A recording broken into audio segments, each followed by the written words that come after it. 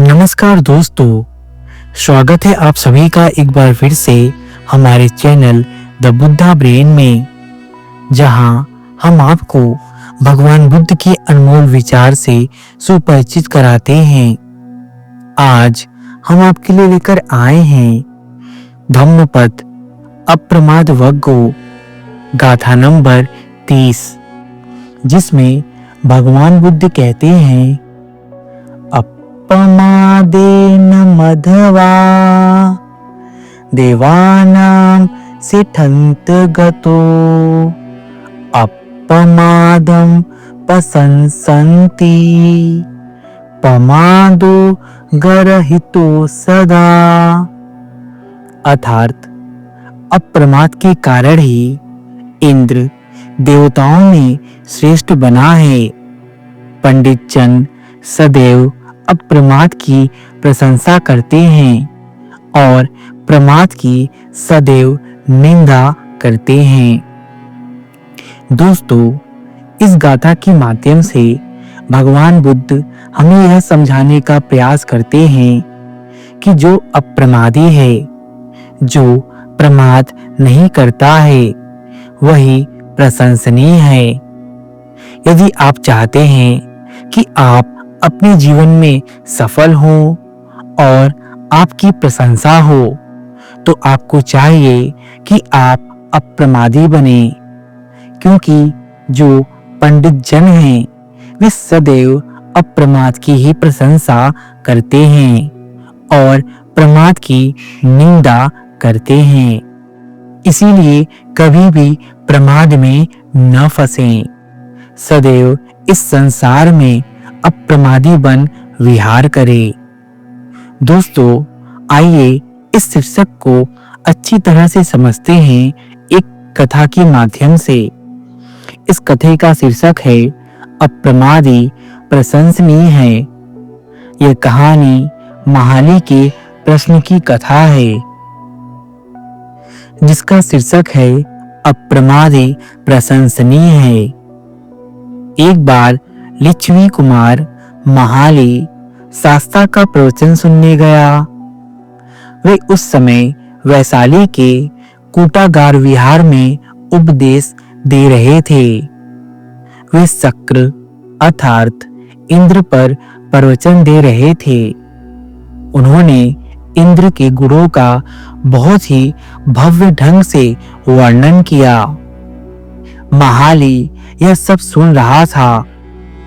उसने विस्तृत वृत्तांत सुनकर सोचा कि निश्चय से शास्त्रा इंद्र को व्यक्तिगत रूप से जानते हैं और उससे उनकी भेंट हो चुकी है, अन्यथा वे इतने अच्छे ढंग से इंद्र के विषय में जानकारी नहीं दे पाते।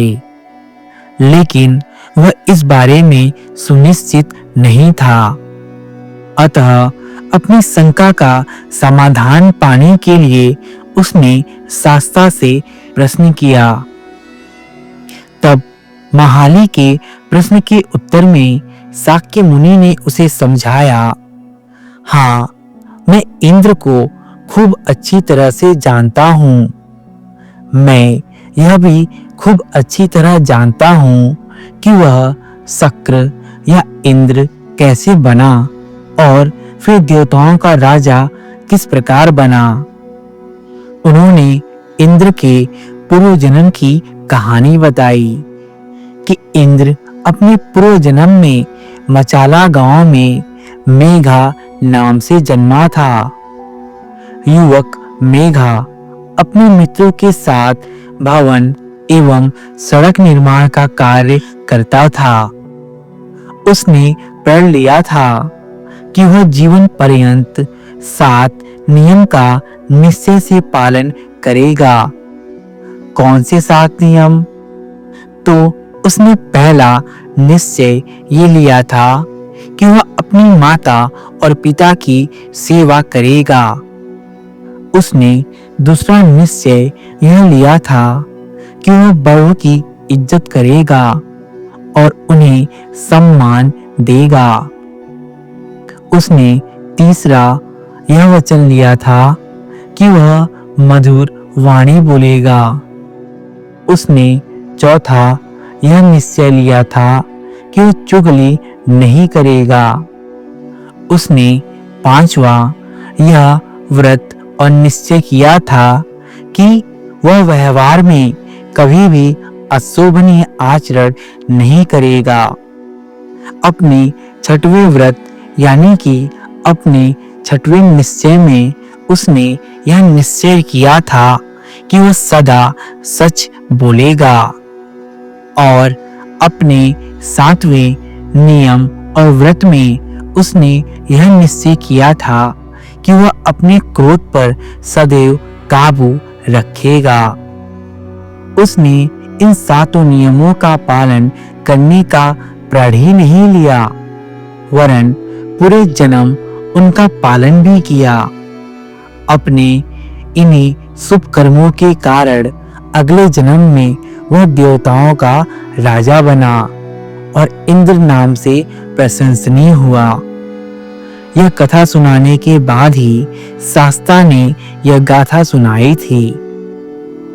दोस्तों, यदि आप भी चाहते हैं कि आप अपने जीवन में सफल हों, आपका जीवन शांति से भरा हो और समाज में आपकी इज्जत बनी रहे और लोग आपकी प्रशंसा करें, तो आपको भी चाहिए कि आप भी इन 7 नियमों को पालन करने का निश्चय करें।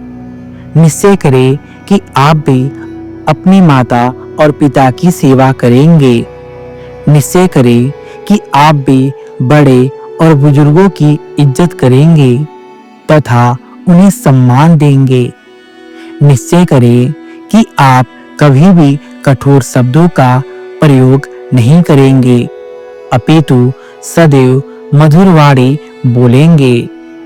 निश्चय करें कि कौन क्या कर रहा है, कैसे कर रहा है, क्यों कर रहा है, इन सब की जानकारी आप नहीं रखेंगे, ना ही एक दूसरे से किसी की चुगली करेंगे। निश्चय करें कि आप अपने व्यवहार में कोई भी अशोभनीय आचरण नहीं करेंगे, बल्कि एक सदाचारी जीवन व्यतीत करेंगे। निश्चय करें कि आप सदैव सत्य बोलेंगे और यह भी निश्चय करें कि आप अपने क्रोध पर काबू रखेंगे। यदि आप इन 7 नियम यानी कि आध्यात्मिक व्रत का पालन करते हैं तो आपका जीवन भी प्रशंसनीय बन सकता है और आप अपने जीवन में वो प्राप्त कर सकते हैं जो आप वास्तव में प्राप्त करना चाहते हैं। इन नियम और व्रत को पालन करने से आपके जीवन में शांति तो आएगी ही, आपका जीवन सफल और सुंदर भी बन जाएगा। दोस्तों, मैं आशा करता हूँ आपको ये छोटी सी वीडियो पसंद आई होगी और इस वीडियो के माध्यम से आपने कुछ अवश्य सीखा होगा। यदि ये वीडियो आपको सार्थक लगी और ये वीडियो आपको पसंद आई तो कृपया इस वीडियो को लाइक करें, हमारे चैनल द बुद्धा ब्रेन को सब्सक्राइब करें, क्योंकि हम आपके लिए ऐसे ही आध्यात्मिक और प्रेरणादायक वीडियोस लेकर आते रहते हैं। हमारे चैनल द बुद्धा ब्रेन में बने रहने के लिए आप सभी का धन्यवाद। नमो बुद्धाय। सबका मंगल हो।